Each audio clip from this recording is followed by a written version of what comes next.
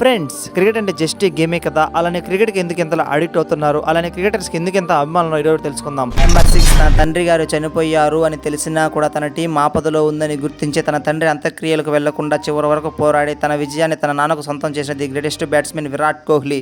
Number 5 బంగ్లాదేశ్తో ODI series జరుగుతూ ఉన్నప్పుడు క్యాచ్ పడుతూ ఉండగా బాల్ వచ్చి తన బటన్ వేలు పైన పడి బటన్ వేలు మొత్తం ఫ్రాక్చర్ అవి బ్లడ్ బ్లీడింగ్ జరుగుతూ ఉన్న తన టీం ఆపదలో ఉందని గుర్తించి తను వచ్చి బ్యాటింగ్ చేసి విజయం సొంతం చేసిన గ్రేటెస్ట్ బ్యాట్స్మెన్ రోహిత్ శర్మ.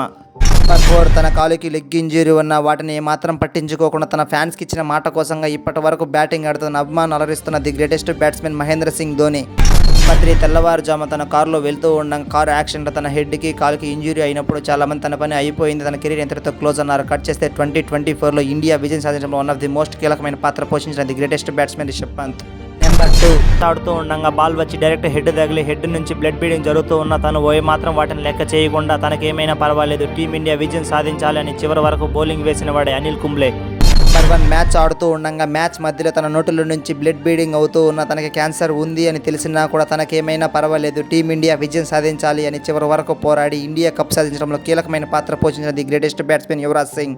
ఎందుకు కదా, క్రికెట్ అంటే జస్ట్ గేమే కాదు, cricket is emotion. Cricket is not a game, it's a emotion. Friends, మీ యొక్క ఫేవరెట్ బ్యాట్స్మెన్ కామెంట్ చేసి చెప్పండి ఫ్రెండ్స్.